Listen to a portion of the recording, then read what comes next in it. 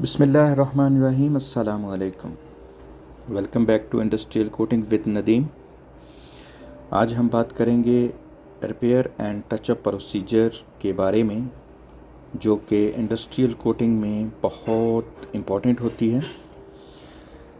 जब coating application complete हो जाती है, इंस्पेक्शन के दौरान कभी कभी डिफेक्ट मिलते हैं, जैसे pin hole, run and sag, piling, low DFT, rust spots, mechanical damage वगैरह।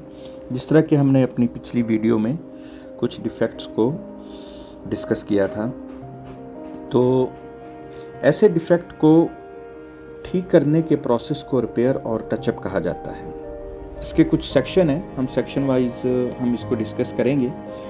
तो सबसे पहला जो सेक्शन 1 है वो ये है कि वाई रिपेयर इज़ इम्पॉर्टेंट। ये रिपेयर करना क्यों ज़रूरी है। अगर डैमेज एरिया को रिपेयर ना किया जाए तो करूजन स्टार्ट हो सकता है। इससे कोटिंग सिस्टम फेल हो जाता है और स्ट्रक्चर, पाइपलाइन या ऑयल स्टोरेज की लाइफ कम हो जाती है। इसलिए प्रॉपर रिपेयर प्रोसीजर फॉलो करना बहुत इम्पॉर्टेंट होता है। Section number 2, surface inspection.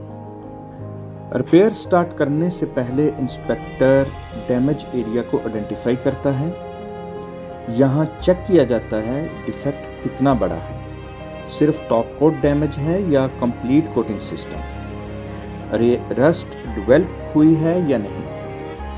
Inspection के लिए आपको visually inspection, DFT gauge, holiday detector का इस्तेमाल करना पड़ता है। Section number 3, surface preparation for repair. Repair का सबसे इम्पॉर्टेंट स्टेप जो होता है वो है सरफेस प्रिपरेशन।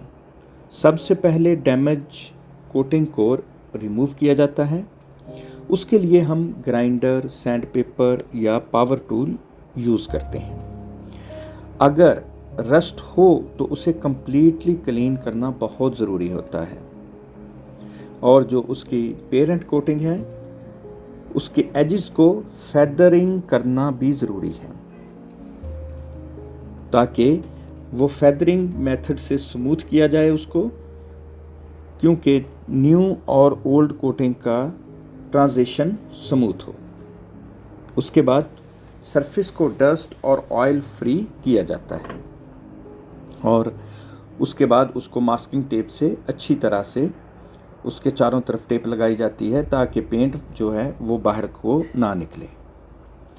उसके बाद बारी आती है जी section number 4, touchup coating application.